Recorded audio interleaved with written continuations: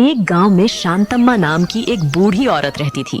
वह एक छोटी सी झोपड़ी में अकेली रहती थी। उसकी देखभाल करने वाला कोई नहीं था। वह देवी पार्वती के बहुत बड़ी भक्त थी। सदैव माता पार्वती की पूजा करती थी। मेरा पूरा परिवार कैसा है? हालांकि वो ठीक ही होंगे। मेरे पति ने बहुत ही मेहनत की और उनके लिए संपत्ति उपलब्ध किया है। मेरे दोनों बेटे उस संपत्ति को बराबर बांटेंगे और आराम से रहेंगे। एक माँ के लिए और क्या चाहिए? शांतम्मा अपने बारे में सोचती है और घर पर काम करती है। हालांकि संतम्मा एक बूढ़ी औरत थी, फिर भी वह घर का सारा काम करती थी। उसकी देखभाल करने वाला कोई नहीं था। शांतम्मा उस गांव के जमींदार के यहाँ काम करती थी। क्या बात है दादी माँ, आज आप इतने लेट से आए हो? कुछ नहीं बाबू, मैं आज घर से थोड़ी देर से ही निकली हूँ, इसीलिए यहाँ पहुँचने में देर हो गई है। अरे दादी माँ, मैंने आपको कितनी बार कहा है कि घर से पैदल चलकर मेरे पास काम पर मत आया करो। मैं आपके लिए गाड़ी भेज दूंगा, अब गाड़ी से आया करो। दरअसल आपकी काम करना मुझे बिल्कुल भी पसंद नहीं है दादी। आपको देखकर मुझे अपनी मीतो दादी की याद आती है। इस उम्र में आप ऐसे काम करोगे, ये मुझे बिल्कुल भी पसंद नहीं है। ऐसा मत कहो बाबू, ईश्वर ने आपको अच्छी बुद्धि का आशीर्वाद दिया है, इसीलिए आपको मुझ पर दया आती है। लेकिन मैं अपने पैरों पर खड़ी होना चाहती हूँ और केवल अपने कमाए हुए पैसे पर जीना चाहती हूँ, इसीलिए तो मैं काम करती हूँ। ठीक है दादी माँ, आपका जैसा इच्छा आप वही करो, पर कभी भी काम करते करते थकान महसूस हुआ तो मुझे जरूर बता देना दादी माँ। आप विश्राम करोगे, मैं आपके घर में काम करने वाली को भेज दूंगा। इस प्रकार उस गांव का जमींदार शांतम्मा की अच्छी देखभाल करता था।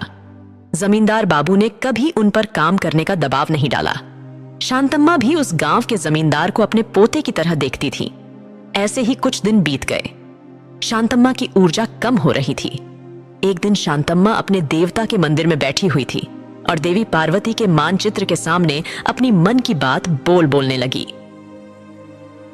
ये क्या है माँ, मेरी ऊर्जा खत्म हो रही है। मैं अपना काम नहीं कर पा रही हूँ। जीवित रहने के लिए पैसे की तो जरूरत है, लेकिन मेरे अंदर तो संघर्ष करने की भी ताकत नहीं है। हे माँ, आप तो ऊर्जा की रूप है, आपको मुझे शक्ति देनी होगी। इस प्रकार देवी से प्रार्थना करने लगी।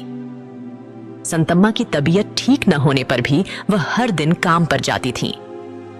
कुछ काम करने पर ही जमींदार बहुत पैसा देता था। वह पैसों से अपनी मनचाही चीजें खरीद लेता था। इस तरह सब कुछ ठीक चल रहा था। एक दिन शांतम्मा बिस्तर से उठ ही नहीं पा रही थी। शांतम्मा की पूरा शरीर दर्द कर रही थी। हे भगवान जी, बुखार से तो शरीर तप रही है, मैं कैसे काम पे जाऊंगी? इतना कहकर शांतम्मा खुद उठ जाती हैं और धीरे धीरे सारा काम करती हैं। संतम्मा ने देवी पार्वती के सामने दीपक जलाने का फैसला किया। योजना के अनुसार वह स्नान करती है और भगवान के मंदिर जाती है। शांतम्मा, जो पहले से ही बहुत थकी हुई थी, मंदिर में गई और अचानक वह बेहोश होकर जमीन पर गिर पड़ी। देवी पार्वती कैलाश से यह सब देख रही थी। शांतम्मा के लिए ये कितना कठिन था। उन्होंने अपने बेटों को बहुत मेहनत से पाला है, अब उसकी भी ऐसे ही स्थिति हो गई है। उसे देखकर मेरा दिल पिघल जाता है। माँ, क्या हुआ? आप उदास क्यों हैं? पृथ्वी पर मेरा भक्त बहुत ही संकट में है। उस कठिनाइयों को देखकर मुझे बहुत दुख होती है। माँ, तो फिर चलिए तुरंत जाकर उस भक्त की मदद करते हैं। मैं अभी ऐसा नहीं कर सकती, इसी कारण मुझे ये कष्ट हो रही है। माँ, आप तो जगत जननी हैं, आप क्यों भक्तों की मदद नहीं कर पा रहे हैं? प्रत्येक प्राणी को उसके कर्म के आधार पर सुख और कष्ट मिलते हैं। शांतम्मा का कर्म अभी पूरा नहीं हुआ है, इसीलिए मैं उन्हें दर्शन नहीं दे सकती। मैं उनकी समस्या का समाधान भी नहीं कर सकती। उसे कुछ दिन और इसी तरह संघर्ष करनी पड़ेगी और इसी कारण मैं पीड़ित हूँ कि मैं कोई समस्या का समाधान नहीं कर पा रही हूँ। माँ, आपने जो कर्म के बारे में बताया वो ठीक है, लेकिन इस तरह आपको दुखी नहीं देख सकते। माँ, कर्म आपको अपने भक्त की दुर्दशा पूरी करने से रोक रहा है, लेकिन अगर हम अपनी माँ को खुश करना चाहते हैं तो हमें कोई नहीं रोक सकता, है ना? हाँ बेटा, तुम्हें कोई नहीं रोक सकता, लेकिन तुम ऐसा क्यों कह रहे हो? क्या बात है? माँ, आप तुरंत अपना दुख को छोड़ दीजिए। मैं और मेरा बड़ा भैया भूलोक जाएंगे। आइए उन बूढ़ी औरत की मदद करते हैं, उनका दर्द कम होगा। उनका दर्द कम होने से माँ की भी दर्द कम होगी। इसलिए विनायक और कार्तिक दोनों सोचते हैं कि उन्हें भूलोक में पीड़ित शांतम्मा की मदद करनी चाहिए। इस प्रकार गणेश और कार्तिकेय भूलोक चले जाते हैं। उन्होंने एक साधारण बालक का रूप धारण कर लिया। वे तुरंत संतम्मा के पास जाते हैं। वे बेहोश शांतम्मा को छूते हैं। इस तरह छूने पर शांतम्मा जाग जाती है। तुम बच्चे कौन हो? तुम यहाँ क्या कर रहे हो? दादी, मेरा नाम गणेश है। ये मेरा छोटा भाई कार्तिक है। हम तो बाहर खेल रहे थे, अचानक एक आवाज आई, इसीलिए दौड़कर आपके घर के अंदर आ गए। लगता है आप बेहोश हो गए थे, इसीलिए हमने आपको जगाने की कोशिश की है। दादी, अब आप कैसी हैं? मैं उस देवी की कृपा से ठीक हूँ बेटा, मुझे कोई आपत्ति नहीं है। तुम घर जाओ बच्चों, बाहर अंधेरा है, आपके माता पिता इंतजार कर रहे होंगे। दादी, हमारे जैसा कोई नहीं है, हमारा इंतजार करने वाला कोई नहीं है। हम अनाथ हैं, हम यहीं पास में एक आश्रम में रहते हैं। आज सुबह हमारे आश्रम के अधिकारी से झगड़ा हुआ, इसीलिए हमें आश्रम से बाहर निकाल दिया गया। ओहो, इतने छोटे बच्चे के लिए कितनी परेशानी है, और कुछ महीने नहीं रखता बच्चे को। आप दोनों मेरे घर पे रह सकते हो, मैं आपकी ख्याल रखूंगी। अरे दादी, आपका स्वास्थ्य ठीक नहीं है, हमारे साथ कैसे रहिएगा? अरे बच्चों, मैं 2 बेटे की पालन पोषण करके उनकी शादी की, अब बताओ तुम्हारी ख्याल नहीं रख सकती? शांतम्मा के ऐसा कहने पर गणेश और कार्तिक उसके साथ रहते हैं।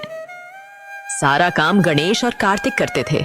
वे कपड़े धोते थे, सामान साफ करते थे, पूरा घर की सफाई करते थे। मुझे तो इतने छोटे बच्चों से काम करवाने पर बहुत शर्म आती है। अरे दादी, आप चिंता मत करें, हमें कोई समस्या नहीं है, और ये सब काम आपके सेहत के लिए अच्छा नहीं है। आप जाकर आराम कीजिए दादी। शांतम्मा इसी तरह आराम करती थी। गणेश और कार्तिक सारा काम एक साथ करते थे। एक दिन शांतम्मा को रात्रि भोजन करने की इच्छा हुई। अरे दादी, क्या हुआ? आप क्या सोच रही हैं? पिछले दिन कल्पना की बेटी की शादी थी। मैं अपने स्वास्थ्य के कारण उसके शादी में नहीं जा सकी। उस शादी में उन्होंने जो सब भोजन परोसा, उसका स्वाद बहुत ही अच्छा था। गांव में हर कोई इसी बारे में बात कर रहा है, मुझे भी वो सब खाना है। शांतम्मा बच्चों से यही कहती हैं। ठीक है दादी, हम दोनों मिलकर रात्रि भोजन का तैयार करते हैं। गणेश और कार्तिक ने घर के बाहर चूल्हा जलाया और खाना बनाने लगे। वे विभिन्न खाद्य पदार्थ तैयार करना शुरू कर देते हैं। इस तरह खाना बन गया है। गणेश और कार्तिक मिलकर केले के पत्तों में अपना बनाया खाना परोसते हैं। संतम्मा खाद्य पदार्थ खाती है। मैंने इतना स्वादिष्ट खाना कभी नहीं खाया। तुम्हारे हाथ में कुछ छिपा है, इसीलिए तो ये सारा भोजन बहुत ही स्वादिष्ट बना है। वो सब तो ठीक है, लेकिन मैं पकोड़े तलना तो भूल गया। मैं अभी जाकर लेकर आता हूँ। इतना कहकर कार्तिक फिर से दौड़कर उसके पास जाता है। वह पकौड़ी बना रहा है। तेल की एक बूंद उड़कर कार्तिक के हाथ पर गिरता है। कार्तिक चिल्लाता है, माँ। तभी कैलाश में देवी पार्वती कुछ ही क्षणों में कार्तिक के सामने प्रकट हो जाती है। अरे बेटा, तुम्हें क्या हुआ? दिखाओ। ओह, ये तो कितनी बड़ी चोट है। यह कहकर पार्वती कार्तिक के घाव को छूती है। कार्तिक का घाव तुरंत गायब हो जाता है। शांतम्मा यह सब देखकर आश्चर्यचकित हो जाती है। इस बीच गणेश और कार्तिक जो बालक के रूप में थे, वो गणेश और कार्तिक में बदल जाते हैं।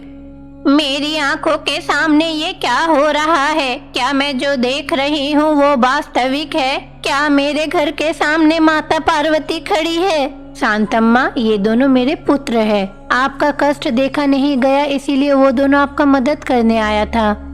देवी पार्वती के कहने पर शांतम्मा प्रसन्न हो जाती हैं और उनके चरणों में गिर पड़ी। वह हाथ जोड़कर प्रणाम करने लगी। विनायक, कार्तिकेय, मुझे क्षमा कर दीजिए, मैंने आपसे सेवा करवाई। अरे दादी, कोई बात नहीं, मेरी माँ आपका दर्द नहीं देख सकी, इसीलिए माँ का दर्द ठीक करने के लिए पहले आपका दर्द ठीक करना पड़ा। गणेश और कार्तिक शांतम्मा को यही बताते हैं। आपके कर्म यही कटते हैं, अब आपको संघर्ष नहीं करना पड़ेगा, मैं आपको अपने आप में एक कर दूंगा। गणेश, कार्तिक और देवी पार्वती इस प्रकार शांतम्मा को अपने में मिला लेती हैं।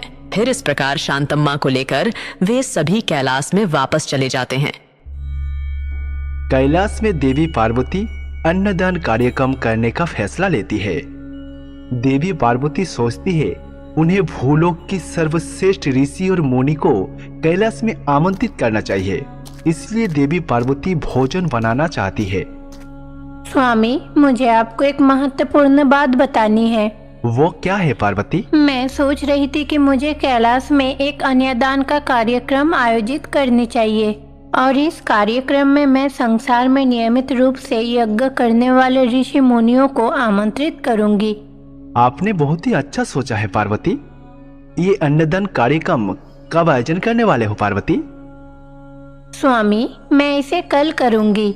मैं पृथ्वी पर रहे सभी ऋषि मुनियों को आज ही निमंत्रित भेज रही हूँ।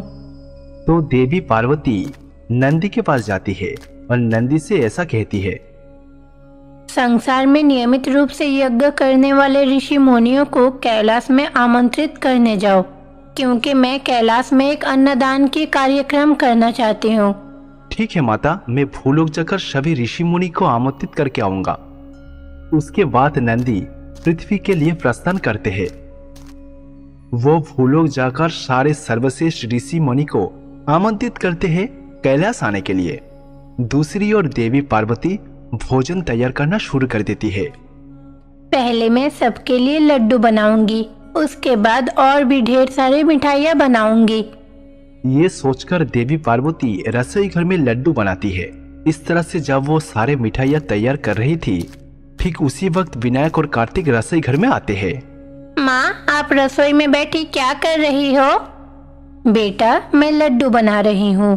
क्या बात है पुत्रों, आप दोनों सीधे रसोई में आ गए। आप दोनों को भूख लगी है क्या? बताइए। नहीं माँ, हमें अभी भूख नहीं है। हम आपको एक महत्वपूर्ण बात बताने यहाँ आए हैं। हम सोच रहे कि दुनिया के झरनों की सैर किया जाए, इसीलिए मैं और भैया दोनों भूलोक जा रहे हैं। ठीक है पुत्रों, सावधान रहना।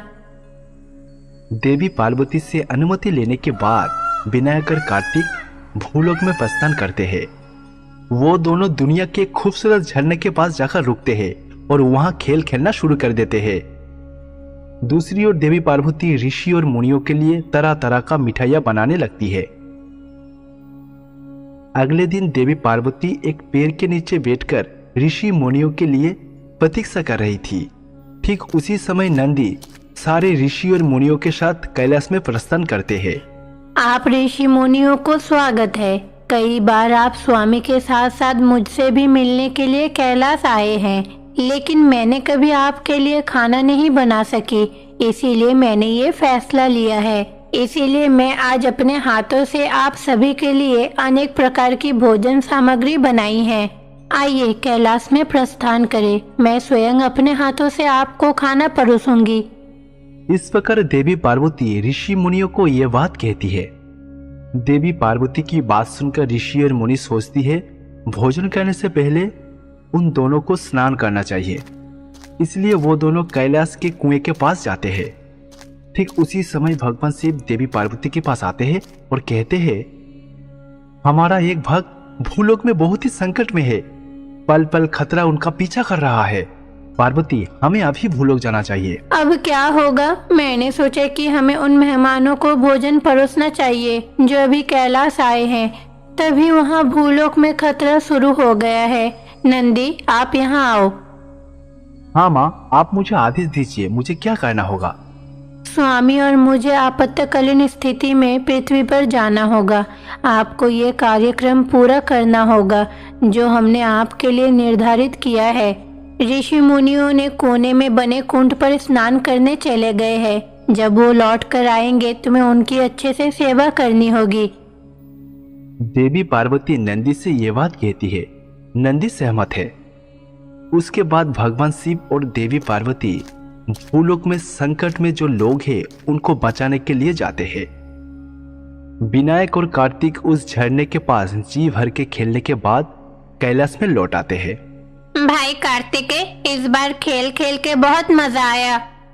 हाँ भैया, मुझे भी बहुत मजा आया। अब तो भूख लगी है, चलिए रसोई में जाकर देखते हैं माँ ने क्या बनाई है। तो गणेश और कार्तिक को बहुत ज्यादा भूख लगा था, इसलिए वो रसोई घर में जाते हैं। पर रसोई घर में देवी पार्वती नहीं थी। अरे भाई, माँ तो रसोई में नहीं है, पर यहाँ तो मुझे बहुत भूख लगी है। मैं और भूख बर्दाश्त नहीं कर सकती। माँ होते तो कुछ न कुछ खाना देती। चलो देखते हैं क्या बना है। अरे भैया, ये देखिए, यहाँ तो बहुत सारी खाने की चीज है। लगता है माँ ने हमारे लिए तैयार किया होगा। चलिए जल्दी से खा के भूख को मिटाते हैं। फिर विनायक और कार्तिक देखा कि बहुत सारे भोजन तैयार किया हुआ है। वो दोनों भाई देवी पार्वती की बनाया हुआ सारा खाना खाने शुरू कर देती है। माँ के हाथ के बनी ये मिठाइयाँ तो बहुत ही स्वादिष्ट है। ऐसा लगता है माँ ने आज बहुत सारी खाना बनाई है। अरे भैया, यहाँ तो सिर्फ मिठाइयाँ है, वहाँ तो बहुत सारे खाने पीने की भी चीज है। चलिए देखते हैं। हाँ चलो चलो, सबको खाते हैं। ये बात कहने के बाद विनायक और कार्तिक को ये खाना बहुत ही पसंद आते हैं। वो दोनों भाई एक एक करके सारा खाना खत्म कर देती है और कुछ लड्डू और मिठाई के साथ खेलते भी है। पेट भर के भोजन करने के बाद वो दोनों भाई कुछ देर के लिए सो जाते हैं। उसके बाद ऋषि मुनि भोजन करने के लिए नंदी के पास आते हैं और वही बैठ जाती है। नंदी, हम दोनों को बहुत जोर से भूख लगा है, तुरंत हम लोगों के लिए भोजन परोसो। ऋषि की बात सुनकर नंदी रसोई घर में जाते हैं। नंदी वहां जाकर देखता है कि विनायक और कार्तिक रसोई घर में सो रहा था और सारा लड्डू इधर उधर बिखरा हुआ था और जितना भी व्यंजन था वो सारा खत्म हो चुका था। अरे ये क्या, सारा भोजन खत्म हो गया है। खाना से पूरा रसोई घर बिखरा हुआ है।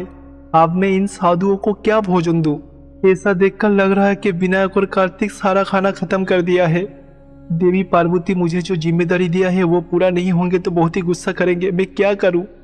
ठीक उसी समय देवी पार्वती और महादेव शिव अपने भक्तों का समस्या का समाधान करके कैलाश में लौट आते हैं। देवी पार्वती ने देखा उन दोनों को अभी तक कुछ खाना नहीं परोसा गया। अरे, आप दोनों ने अभी तक खाना नहीं खाया? नंदी, उन्हें खाना परोसने में इतना देर क्यों हुआ है, बताओ। माता, विनायक और कार्तिक ने मिलकर लगभग सारा खाना खत्म कर दिया और रसोई घर में जितना भी खाना है वो सारे पिसा हुआ है। वो दोनों खाना खा के रसोई घर में सो रहा है, इसलिए ऋषि मुनियों को देने के लिए कुछ भी भोजन नहीं बचा है माता। देवी पार्वती ये सुनकर क्रोधित हो जाती है और तुरंत रसोई घर में जाती है। उसके बाद सोए हुए भगवान गणेश और कार्तिक को जगाते हैं। पुत्रों, तुम दोनों ने ये सब क्या किया? क्या मैंने तुम्हें यही सब सिखाया है? माँ, क्या हुआ? आप इतना गुस्सा क्यों हैं? गणेश जब ये पूछता है तो नंदी बिस्तर से सारी बात बताते हैं। माँ, हमने वास्तव में सोचा कि ये सब खाना आपने हमारे लिए बनाए होंगे। हाँ माँ, तभी तो हम ये सब खा चुके हैं। कुछ भी करने से पहले 2 बार सोचना चाहिए। खाना खाना अच्छा है, लेकिन आप खाने की कीमत क्यों नहीं जानते? आप दोनों ने खाना तो खाया है, पर उसके साथ साथ खाना को बर्बाद भी किया है। इसीलिए मैं आप दोनों को बहुत बड़ी सजा दूंगी। देवी पार्वती बहुत ही क्रोधित थे। वो सोचती है विनायक और कार्तिक को सद्बुद्धि देना होगा। बाहर ऋषि मुनि भूख से बैठे हैं। मुझे नहीं पता आप क्या करेंगे। आपको खुद ही खाना बनानी होगी। आप दोनों को बाहर बैठे ऋषि मुनि को भोजन परोसना होगा और उनकी भूख मिटानी होगी। समझे आप लोग? उसके बाद क्रोधित होकर देवी पार्वती विनायक और कार्तिक को पूरा रसोई घर अच्छे से सफाई करने के लिए कहती है। फिर उसके बाद देवी पार्वती उन दोनों को खाना बनाने के लिए कहती है। हमें कार्तिक के सबसे पहले लड्डू बनाने होंगे, उसके बाद आप जाकर उन्हें परोसोगे। फिर गणेश ऋषियों के लिए लड्डू बनाना शुरू करते हैं और दूसरी ओर कार्तिक सारे लड्डू ऋषियों को परोसते हैं। भैया, वो लोग तो लड्डू खा रहे हैं, आप थोड़ा आराम कीजिए, मैं बाकी मिठाइयाँ बनाता हूँ, उसके बाद उनकी सेवा करेंगे। उसके बाद विनायक विश्राम करते हैं और कार्तिक सारे मिठाइयाँ तैयार करते हैं। कार्तिक की तैयार किया हुआ मिठाई विनायक ऋषियों को परोसते हैं। भाई कार्तिकेय, तुम अब आराम करो, मैं पुलिहोरा बनाता हूँ। नहीं भैया, आराम करने की कोई जरूरत नहीं है, मैं अब ठीक हूँ। आप पुलिहोरा बनाओ, मैं दूसरा खाना बनाता हूँ। चलिए एक साथ खाना बनाते हैं और उन्हें वो सब भोजन परोसते हैं। उनके द्वारा बनाया गया भोजन ऋषि मुनियों को बहुत पसंद आते हैं। देवी माँ, हम दोनों बहुत ही संतुष्ट हैं और खाना बहुत ही स्वादिष्ट बना था। देवी माँ, आपको लाखों शुक्रिया। अब आज्ञा दीजिए, हम भूलोक में प्रस्थान करेंगे। उसके बाद ऋषि मुनि माता को धन्यवाद देती है और भूलोक के लिए प्रस्थान करते हैं। खाना बर्बाद करना बहुत बड़ी गलती थी, लेकिन वही खाना आप दोनों ने मिलकर दोबारा बनाया और मेहमानों को परोसा है। मैं ये देखकर बहुत खुश हूँ। उसके बाद देवी पार्वती विनायक और कार्तिक को माफ कर देते हैं। इस तरह से देवी माँ की क्रोध शांत करने के लिए दोनों भाई भोजन तैयार करते हैं और संत को परोसते हैं।